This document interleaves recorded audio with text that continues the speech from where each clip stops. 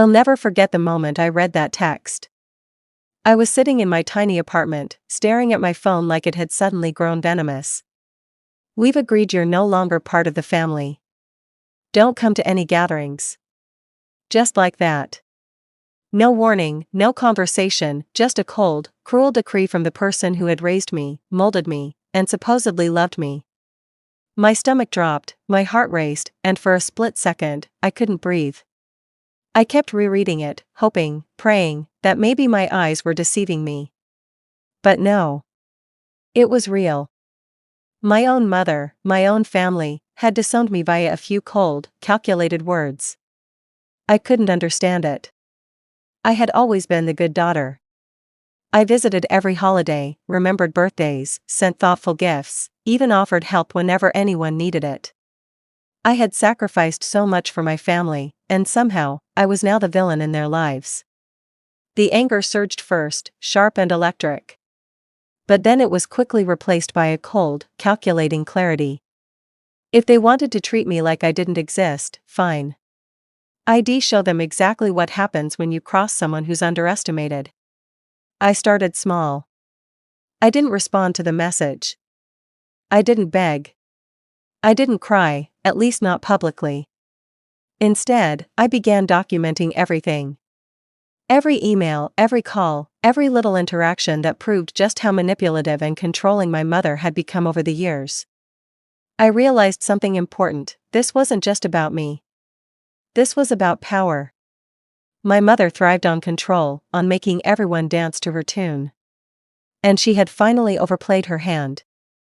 The first part of my revenge was psychological. I wanted them to wonder. I stopped answering family texts, blocked their numbers, and yet kept them on social media, but carefully. I posted vague, happy photos of my life, traveling, laughing with friends, cooking meals, working on my side business. Nothing confrontational, nothing direct, but enough to make them notice I was thriving without them. And notice they did. My mom sent frantic messages asking if I was okay. My siblings tried to check in but got nothing but my calm, polite silence. I watched as their messages piled up unanswered, and I felt a surge of quiet satisfaction. They were losing control. For the first time in years, I wasn't the anxious child trying to fit into their rigid idea of perfection. I was free. But I wanted more. I wanted them to feel the weight of what they had done, to understand that cutting me out didn't make me smaller, it made me stronger. I began planning carefully. I had a decent career, savings, and a knack for subtle but impactful moves. I realized they had underestimated me completely. They assumed I would crumble. They assumed I would beg, cry, or beg for forgiveness. They assumed wrong. The next step was social exposure. My mother had always cared deeply about appearances. She thrived on being seen as the perfect matriarch, controlling family narratives, keeping everyone in line. I knew exactly how to dismantle that image without even confronting her directly. I started posting stories, beautiful, candid moments of my own life, at just the right times. Friends and distant relatives began noticing. Comments poured in: "Lucy, you look amazing. Wow, your life looks so happy." Then came the carefully orchestrated family intervention.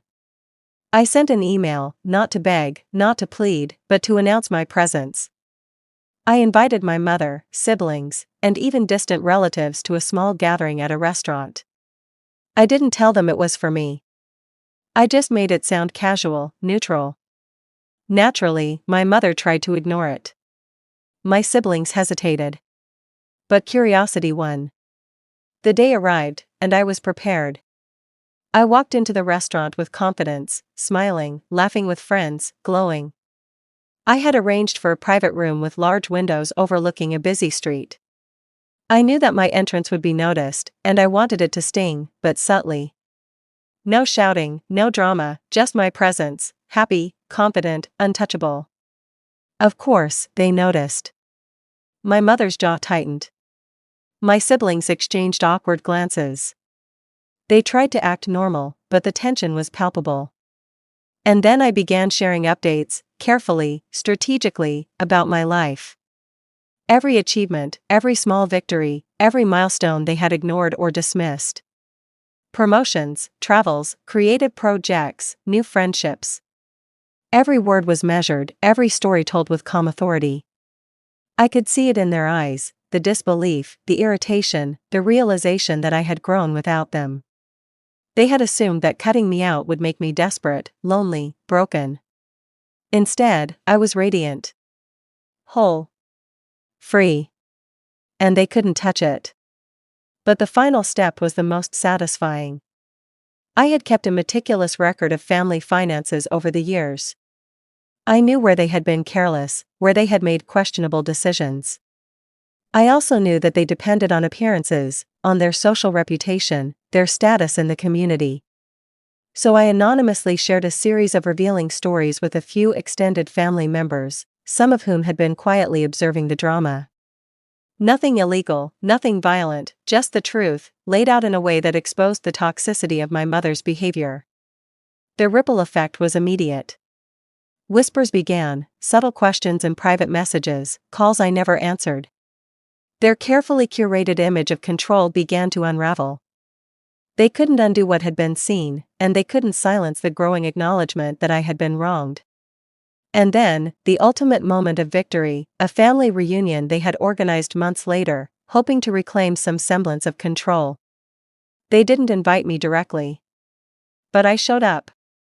Not in anger, not in revenge, just in peace. I entered quietly, radiating confidence, letting the room feel my presence. Conversations paused. Heads turned. Eyes widened. My mother froze mid-sentence. My siblings couldn't meet my gaze. And I realized in that moment that the power had shifted. It wasn't loud or dramatic, it was simply there. Quiet, undeniable, unstoppable. I spent the evening engaging with family friends, distant relatives, people my mother had always tried to impress. I smiled, I laughed, I shared stories, but never once did I confront or accuse. I didn't need to. The effect was louder than any argument. My presence alone was a statement: I am here. I am thriving. I am not yours to control. By the end of the night, my mother tried one last move, a thinly veiled remark meant to shame me. I simply smiled, tilted my head, and said, "I'm glad everyone could come together." The subtle power in that single sentence cut deeper than any shouting or tears ever could. I left shortly after, walking away with a lightness I hadn't felt in years. I had reclaimed my dignity, my peace, and my life. Sitting here now, writing this, I feel something I haven't felt in a long time: freedom. They will continue to struggle with the reality that I am not theirs to manipulate. And honestly, that's their problem now. I don't need them to validate me or define me. I've discovered something far more valuable than any family loyalty could ever provide: the knowledge that I am strong, resilient, and untouchable. So if you're out there, feeling small because someone you loved turned their back on you, listen to me carefully. Their rejection doesn't define your worth. Their disapproval doesn't control your destiny. You have the power to rise, to reclaim your life, and to shine so brightly that they can't help but notice, and maybe, just maybe, wish they had never pushed you away. But their regret isn't your burden. Your joy, your freedom, your triumph, those are yours. Guard them fiercely, and never let anyone take them from you. I am Lucy. I was cut out of my family, but I am now whole. I am unshakable. And I am free.